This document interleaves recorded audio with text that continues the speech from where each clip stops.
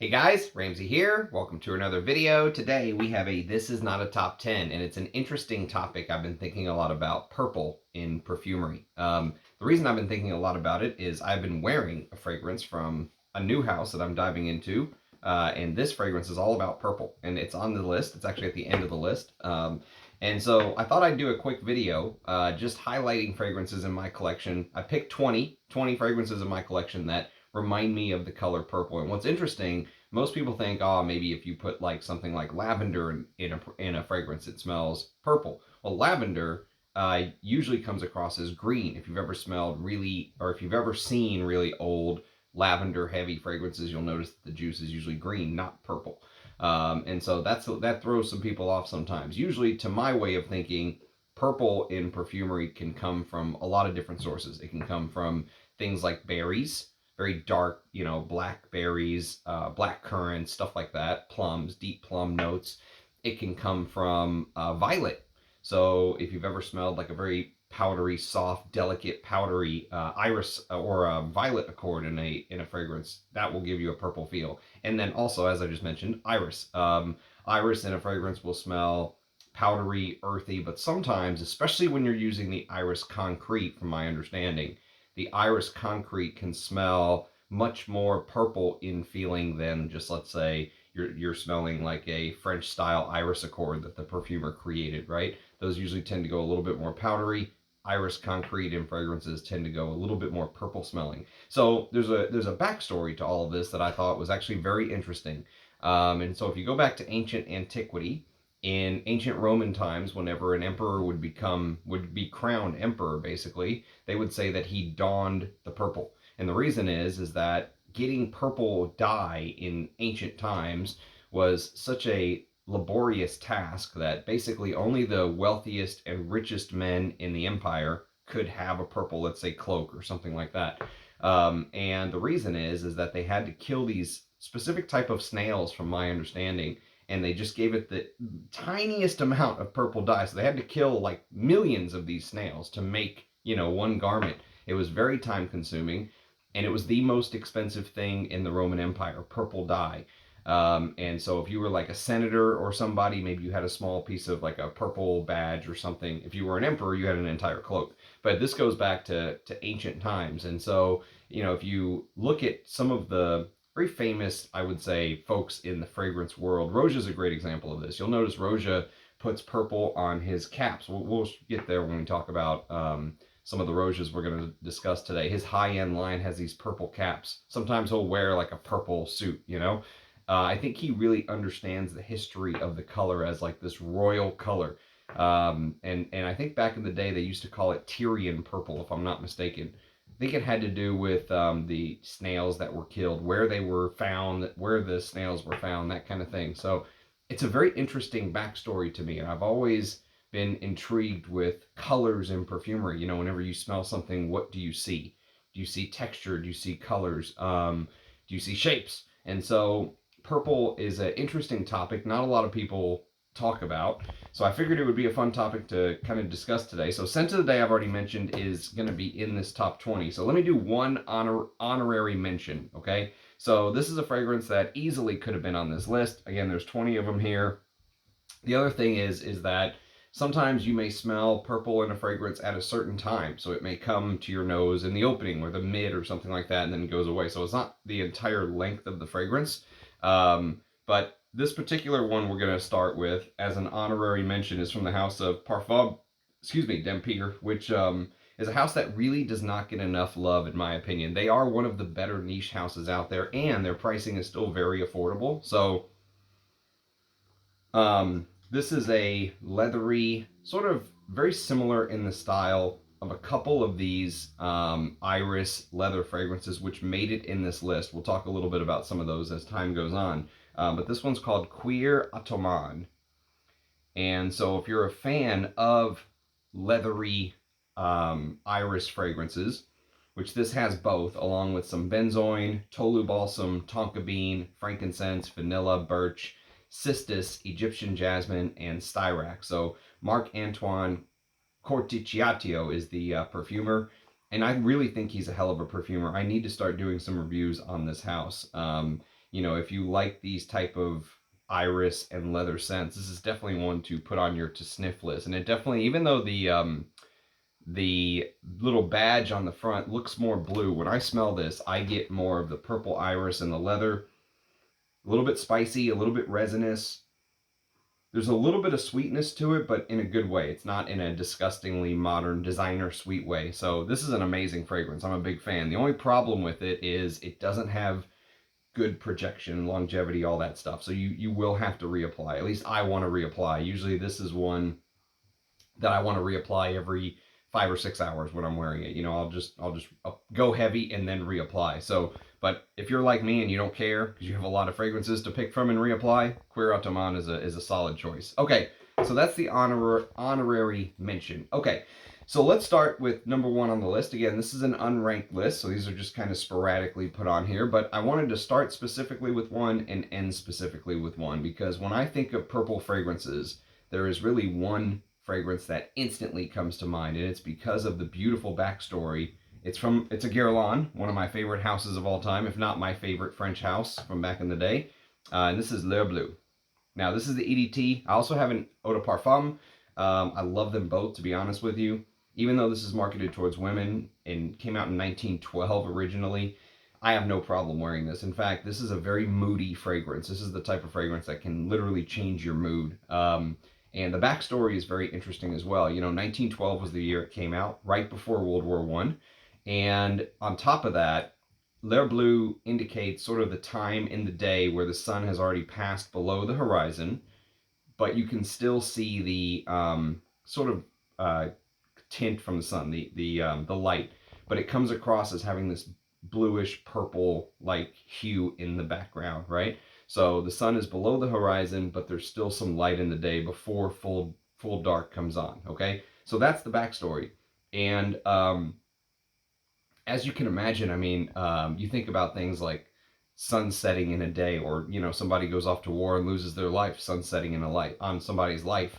And you think about all of these parallels, sun setting on, I would say, a particular time in human history as well.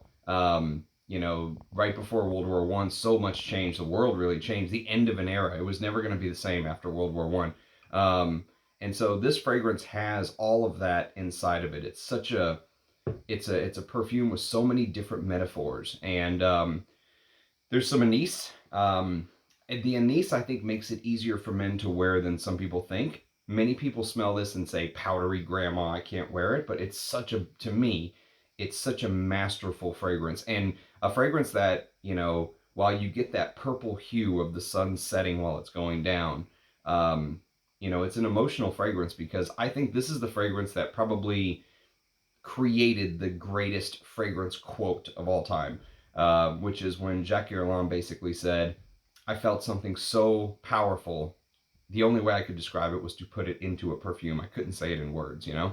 And so Bleue, still in very good shape in the modern form. Guerlain does a very good job of keeping their fragrances in really good shape. This is an older bottle, I think from the 90s. I'm not 100% sure, but you can see the back. They call it a semi-oriental floral with notes of heliotrope and vanilla. And I really think this is one of the best heliotrope fragrances.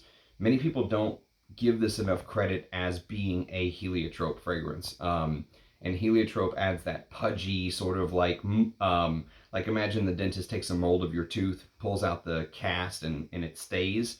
That's kind of the feeling of heliotrope. It adds this sort of Play-Doh like texture to the fragrance, and then you add that with the purple setting of the sun, and it's absolutely beautiful. So Bleue is the first on the list. Okay, next on the list is probably one of my favorite Amouages that doesn't get enough love. It's still available to be purchased. I've never smelled the newer bottles. This is an original 2018 release bottle. This is called Imitation Man, and that's my dent, by the way. So I put a hell of a dent in this. And this is another, oh man, this is another leather, violety, iris type fragrance. It's got black pepper, citron fruit, nutmeg, violet, Turkish rose, absolute, iris, leather, patchouli, myrrh, vetiver, and castoreum. And the castoreum in here is glorious. One of my favorite. This and Epic Man are two of my favorite modern day, you know, Amouage Castoreum notes that I've ever smelled.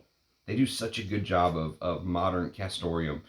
And so this I've reviewed on the channel. I've done a full review, but the backstory is that this is supposed to be sort of a representation of Christopher Chong's childhood growing up in New York City, right?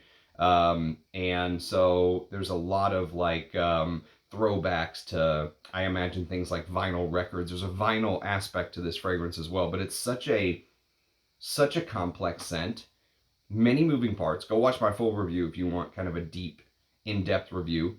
The florals play a huge part. The violet, the purpley violet plays a huge part. And I mean, if you take a look at the bottle, you know, it's got that iridescent sheen to it. And that's a really good example of how the fragrance smells. So go watch my review, Imitation Man by Amouage. Okay, staying with Amouage, and this is maybe the most perfect bottle color for this particular video. It's Myths Man. Now, another one that I've done a full review on the channel. Another one that I would say is probably one of the most artistic Amouages, although this puts many people off. I've heard people say that Myths Man smells like a nightmare to them. You know, like someone threw up all over a funeral parlor. I mean, I've heard all kind of things about this fragrance. And one of the reasons I think death comes to mind is that this fragrance has chrysanthemum, which in many parts of the world is seen as like a funeral flower, but it also has ash. And not just like, you know, some people think, oh, incense, maybe like, you know, wood that's turned to ash. No, no, no. This is like ash note. Like either a volcanic ash or like ashes to ashes type note, right? So it is very modern though, strangely. It's a 2016 release, came out a couple years before Imitation Man. And there's obviously a smokiness to it from the ash. When you think volcanic eruption and then ash kind of coming down on the world. I think when Mount St. Helen erupted in the 80s and just left that, you know, layer of ash on people's car half a world away. There is some elemi, which is like a fresher smelling incense. Lemony, fresher smelling incense with some rose. There's a little bit of rum in here. And I think the rum is what makes it sort of modern in a way. And some vetiver. It's a beautiful fragrance to me. Very sad they discontinued this. Sadly, it's one of the only Amouages that I only have a 50 ml of. And you can see I'm, I don't know, 60% done with the bottle. Or I've got about 60% left, excuse me. But yeah, smoky, spicy, brilliant. Go watch my full review if you want detail on that one. Okay, I got to do a water break, excuse me.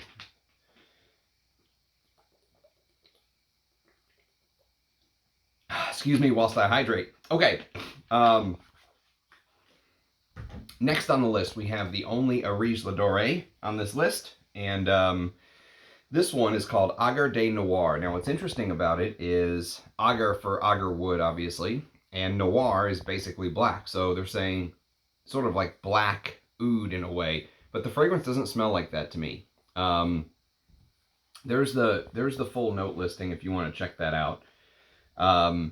So vintage spice tinctures of cardamom, arnica, calamus, crataegus, columba, and gaiac wood, with a heart of oud from Laos and India, vintage Arabia, and violet accords circa 1920, co-absolutes of saffron, coffee, and ambergris crafted by Russian Atom, Peru balsam, benzoin, labdanum, and tonka bean. So the thing about Agar de Noir is it starts off very spicy. Some people get the coffee as well right away, but it's definitely this oriental brew. But what makes it be on the list, I think, is that sort of violet note that just seems to like seep into the fragrance, you know? So at first you're going to get some of the sort of calamus and arnica and cardamom and spices and all this stuff. But what ends up happening is, even though you do smell the ouds, you know, you get a lot of resins. It's a very dark, thick, look at the residue on the side of the bottle, you know?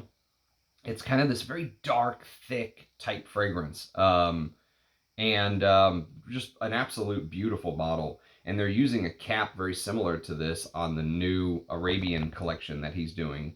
So yes. But yeah, that violet just makes the it makes that oriental sort of accord of labdanum and Peru balsam and all this stuff, you know, tonka bean with the oud, which is a little funky, but not super animalic.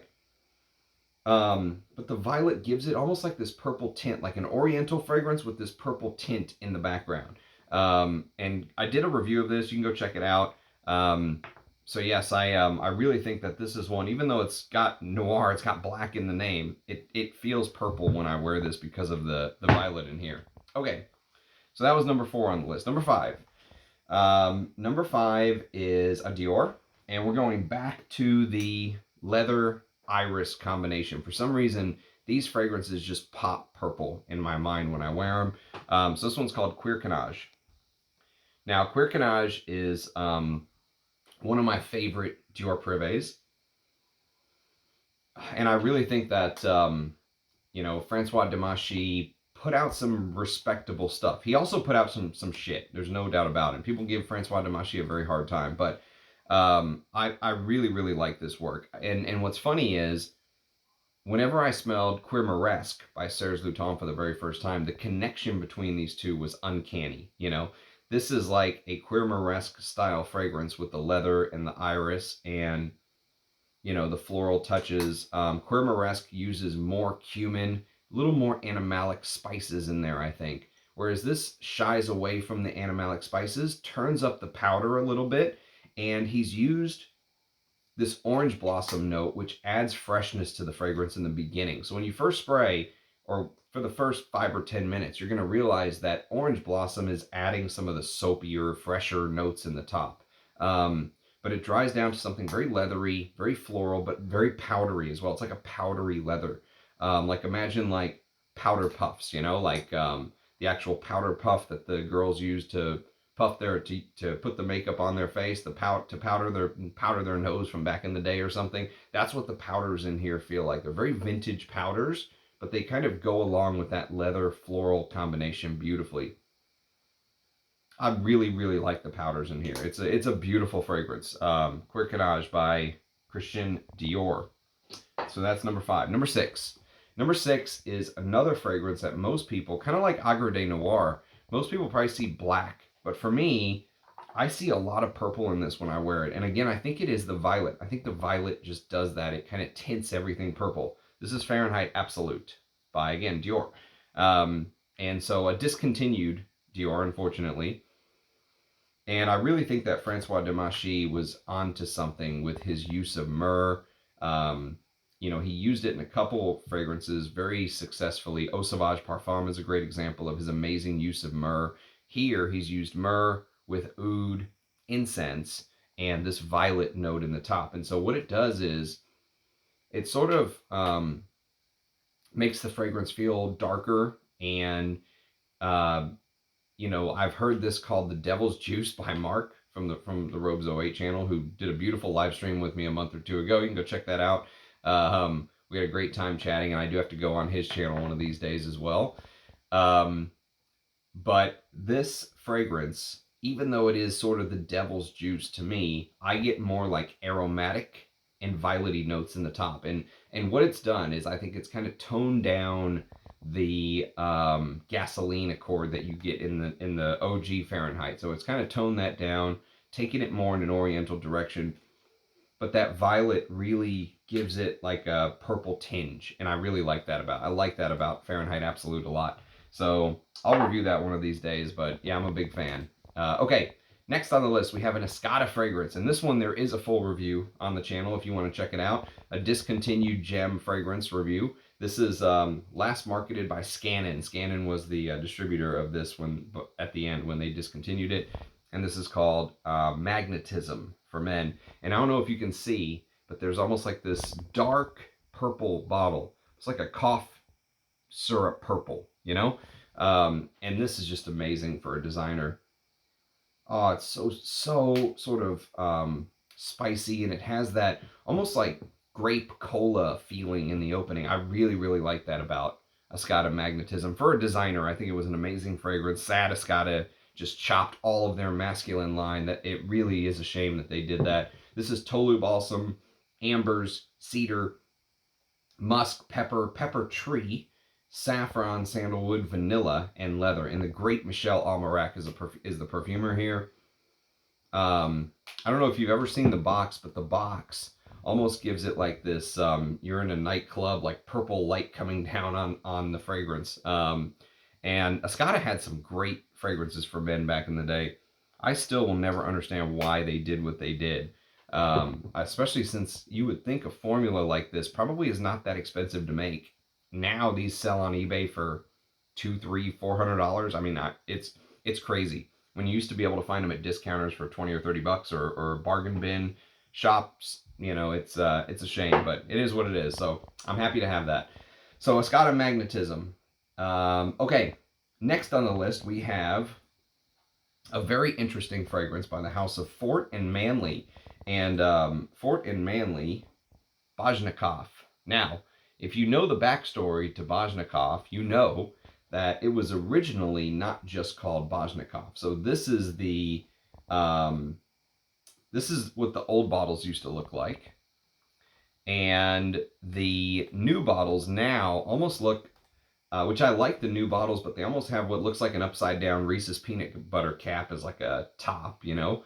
So, but it was called Mr. Bojnokopff's Purple Hat originally, and there is a reason for it. The reason is that Bojnokopff was a very famous magician back in the late 1800s in Russia, in St. Petersburg. And he was very famous for using this purple hat as like pull the bunny out of the hat kind of thing. Interestingly enough, I learned that many hat makers used rabbit fur as, or bunny fur, any fur really that they could use, but rabbits became very popular when beavers really were kind of hunted to the fact where the price of beaver became more and more expensive. So I started to use things like hair, rabbit fur, and that's one of the play on words as far as the magician pulling the rabbit out of the hat, because you know the rabbit's basically dead, the fur is dead lining the hats. I never knew anything about that. So but until recently I learned hat making back in the day apparently was quite a process, making men's hats. So, but yes, Bojnokopff's purple hat alludes to the purple hat of the famous magician from Russia in the late 1800s. This is vanilla, French lavender, oud, cedarwood, and dark chocolate. I have no clue where that purple feeling is coming from here, but there's definitely a feeling of, I think from actually reviewing some of the others from this house, I have yet to review this one on the channel, but I think my hypothesis is that he's probably using some sort of dark plum or berry accord in here.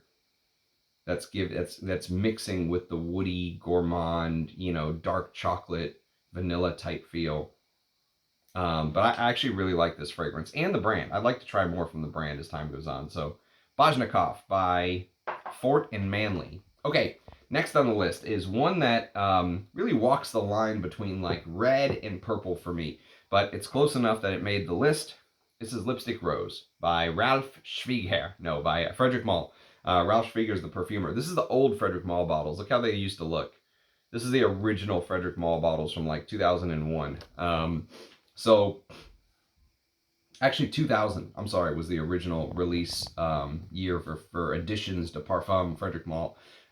So this is violet in the top, grapefruit, rose, iris, raspberry, vanilla, and white musk. And this is such a beautiful fragrance. I had no idea I would like this as much as I did. I got it simply because it was a first edition bottle. And I'll tell you what though, it is an amazing powdery, floral, but also cosmetic smell. You know, it has this, you know, imagine very dark red or dark purple lipstick on a woman. And, you know, it's almost like the old cliche, you know, you kiss a woman with that lipstick and then it gets on you, you taste it, and, you know, it has that lipsticky cosmetic type feel. That's how this smells. I mean, it smells of that cosmetic lipstick. It's such a fun fragrance, but at the same time, the way Ralph Schwieger kind of put everything together also makes it very beautiful, because I think he really knows what he's doing, but he is a very, he's a perfumer who doesn't take himself too seriously, and I appreciate that. So, okay, So that is Lipstick Rose. Next on the list, actually, before we go further, we're going to do another water break. We need a lot of these today. Excuse me. Okay. Next on the list, we have back to Guerlain, and this is called L'Homme Extreme. So the Ideal Man, the extreme version from 2020, excuse me. This is very spicy and sweet. It still keeps that almondiness that the line is known for. The almondiness is definitely there, and it adds a slight gourmand touch to this. But what I really like about this fragrance is the plum and the tobacco. And it's mixed with some cinnamon that makes it very warming, beautiful, wintry, cold fragrance. But the plum adds this very dark purple / red type feel. Excuse me. And when you mix it with the leather, there's a little bit of leather in the base, with tobacco, patchouli, it's beautiful. It is absolutely stunning. For a designer, I really, really like this. Even though it's very sweet, you know, I don't instantly hate all sweet fragrances immediately. It just takes a lot more on a sweet fragrance to impress me. This one has. I'm a fan of this. So L'Homme Extreme by Guerlain. Okay, next on the list is one of the best iris fragrances ever created as far as I'm concerned. It's almost a iris soliflor, and it is called Hris. Now look at that purple on the front. Now look at the lady on the back, you know. A perfect representation of the fragrance. She looks very cold in that blue dress, you know. And iris can sometimes give that coldness. But here, Olivier Jacobetti just created a brilliant, I would almost say it's like an iris soliflor, but there's a lot more going on to create that iris accord. So, smells like iris with a lot of irones, you know, backing it up. Iris, amber, carnation, coriander, more iris, rose, neroli, almond tree, honey, vanilla, and cedar is the note listing. And, I mean, Hermes, as far as like value for money goes, if you want to really understand iris, I don't know if there's a better fragrance to get than Hris. It is absolutely spot on. Picture perfect iris. Okay, next on the list, we have a Lancome fragrance, and unfortunately a discontinued one. This is from 2007, and this is Cuir de Lancome. So again, this is one of those leathers that has iris touches to it, so iris leather. I love that style of perfumery, but they always give me this purple like explosion, you know. Here they've used saffron, bergamot, mandarin orange, patchouli, ylang ylang, jasmine, hawthorn, which is hawthorn sometimes makes fragrances feel very white. You know, it makes the leather feel like you're smelling like a white leather bag, pristine white leather, with birch, which adds a little bit of the smokiness. Iris and Styrax. Khalees Becker and Pauline Zanoni are the two perfumers. And so sometimes you'll find these bottles floating around for very cheap, a very good deal. And if you can find it, it's probably worth to pick up. I wouldn't pay, you know, big money for it. But if you can find it for something respectable, it's worth getting. If you've ever heard of Tabac Blonde by Caron, that was a very inspirational fragrance way back when, probably like 100 years ago. And it was, you know, it was geared towards women smoking, which was like almost seen as verboten back in the day. You know, women were not supposed to smoke. And so it was almost like a little bit of a liberation movement for the women. And this is, I think, playing off of that same sort of theme as Tabac Blonde in a way. It's just, it's beautiful. I just, you know, I wouldn't pay big money for it. Okay, next on the list, we have a Lolita Lampica. And look, I've often wondered if the color of the bottle sometimes, you know, influences how I feel about a fragrance. But this is also discontinued, and it's called Au Masculin by Lolita Lampica. So this is a Annick Menardo, brilliant designer from the year 2001. And it's anise, absinthe, ivy, rum, violet, orgeat syrup, vanilla, tonka bean, cedar, and cistus. So orgeat syrup gives it that licorice-like vibe, okay? So this is I think a very well done designer scent. I wish designers still put stuff like this out. But Annick Minardo, I mean, she's a master at her craft. It is a little bit sweet, but it's also very modern because of the rum. And I think the violet gives it that purple tinge that you're seeing here. But I love the anise. I love the anise in the top of this. Sharp, but not as sharp as the anise that you would smell from back in the day from Azzaro Poron or something like that. Okay, next on the list we have a Pharrell Williams fragrance. Again, discontinued, unfortunately, and this is called Girl by Pharrell Williams. Comme des Garçons is the creator, and this is a very spicy, woody fragrance. Reminds me a little bit of Fahrenheit at times, but what sets it apart, they've used white pepper.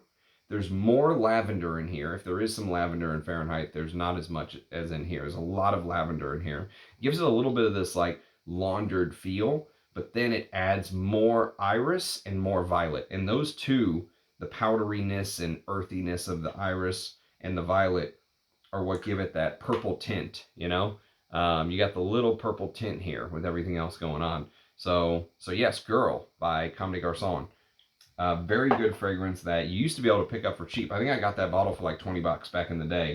And now they go for hundreds again online. Just, that's the way of the world. But it's one I can definitely recommend. Okay, let me show you these purple caps I was talking about Roja uses if you've never seen them before on his really high-end collection. So this one's called Great Britain. And you can see the writing's in purple. The cap is in purple. And this is... oh, this is so good. I need to wear this more. Maybe I'll wear this tomorrow. But this is another leather iris combination is how I would put it. He calls it a Russian leather, which maybe it is. I don't know if I would necessarily...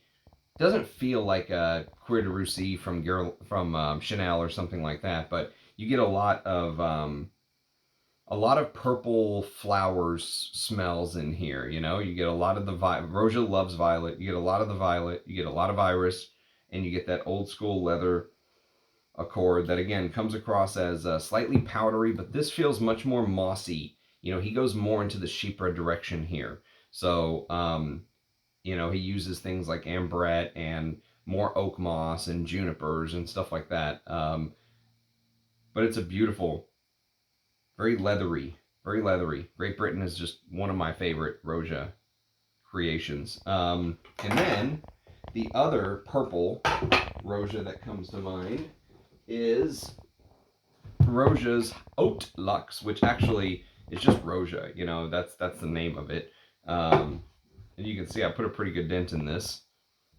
And so this is his sort of what he calls his signature scent. It's a chypre. Powdery chypre with bergamot, ylang ylang, jasmine from grass, may rose, ambergris, benzoin, clove, labdanum, oak moss, vanilla, iris, cinnamon, civet, ginger, styrax, amyris, cedarwood, and patchouli. I actually reviewed this on the channel. If you want a full review, I think I called it a Roja wrapped in a Guerlain. But I do actually like. That's the more I've worn it, the more it's grown on me. It's a very labdanum heavy chypre though. But again, you definitely get that purple tint here and there. There's a ton of beautiful florals in it, but the iris does stand out.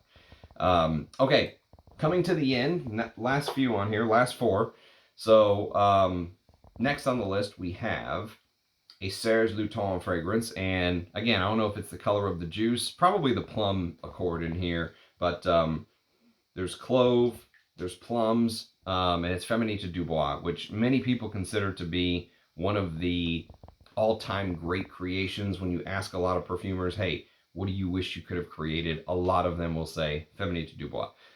So the plum, cedar wood, there's some floral notes in here. I mentioned the clove earlier, very woody, spicy. You know, before, whenever they made a woody fragrance, it was for men. There were no woody fragrances targeted towards women. So the original Shiseido version of Féminité du Bois was targeted towards women. When Serge Lutens kind of re-released it, they remarketed it as unisex, okay? But Christopher Sheldrake, Serge Lutens, and Pierre Bourdon are the three perfumers. I don't know if you can ask for a better trio than that. So yeah, in the sort of dull purple color of the juice is perfect. I love these old Serge bottles. I'm really sad they went away from these. Okay, next on the list we have probably what I would consider to be one of the best black currant scents ever. This is all about black currant, and it's called Enchanted Forest by the Vagabond Prince. And you can almost see this dark purple bottle. It looks black almost. It's so purple. And there's a hint of wine in here. So you imagine wine with that blackberry, black currant. Imagine like black currant pie, you know? You get a little bit of that with the blackcurrant buds and the leaves. You know, they use all aspects of the blackcurrant plant here. One of the all-time great blackcurrant fragrances. I've always liked blackcurrant ever since the very first time I smelled Silver Mountain Water by Creed. There's a beautiful blackcurrant in there. But Enchanted Forest is one of the all-time greats. And then we've got another discontinued fragrance, unfortunately. It's Versace Man, which I reviewed on the channel. You can check it out. Very spicy, woody. They've used Angelica. The Angelica in here is absolutely beautiful. Bergamot from Calabria, Angelica flowers, narrowly, black pepper, saffron, cardamom combination in the heart with amber, living tobacco leaves, labdanum cysts, which sounds like something you do not want, and cashmere wood. A very well done designer that you used to be able to get for 20 or 30 bucks. And now it's hundreds, unfortunately. But yes, the original Versace Man, one of my favorite Versaces.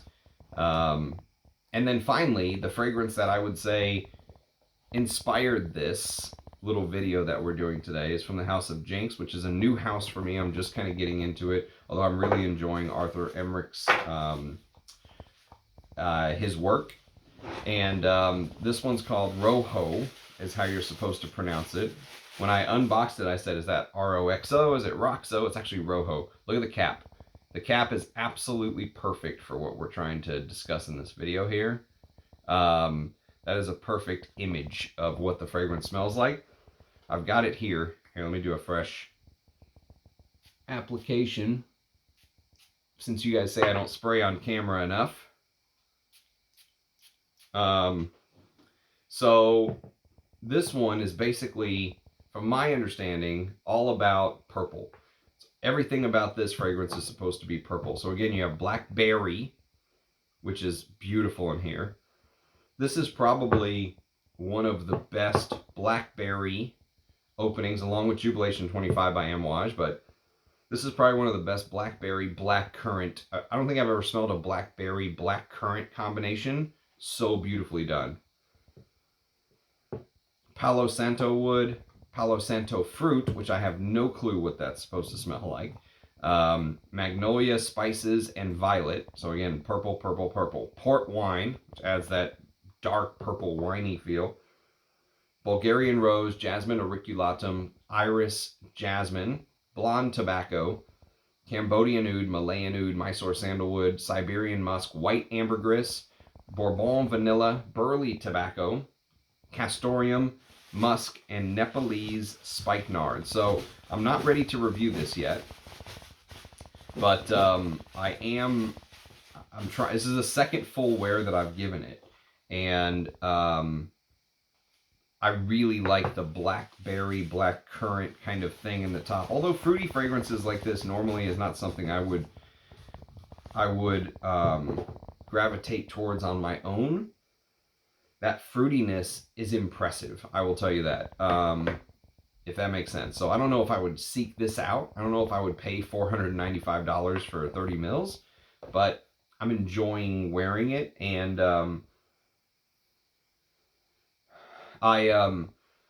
that purple, man, that purple feeling in here is very impressive, and it really got me thinking about purple in perfumery, and that's why we did the video. So I hope you appreciate these kind of just off the beaten path, fun videos. If you do, leave a comment, let me know what you think. As always, it's a pleasure, an honor doing these videos for you guys. You know, there's a lot of things all coming to a head in my life, so I just have to kind of knock videos out when I can and, you know, let everything just work itself out. But yes, as always, I appreciate everyone watching, commenting, liking, subscribing. Do leave a comment. Let me know you were here. Let me know what your favorite purple smelling fragrances are. Cheers, guys. Catch you next time. Bye-bye.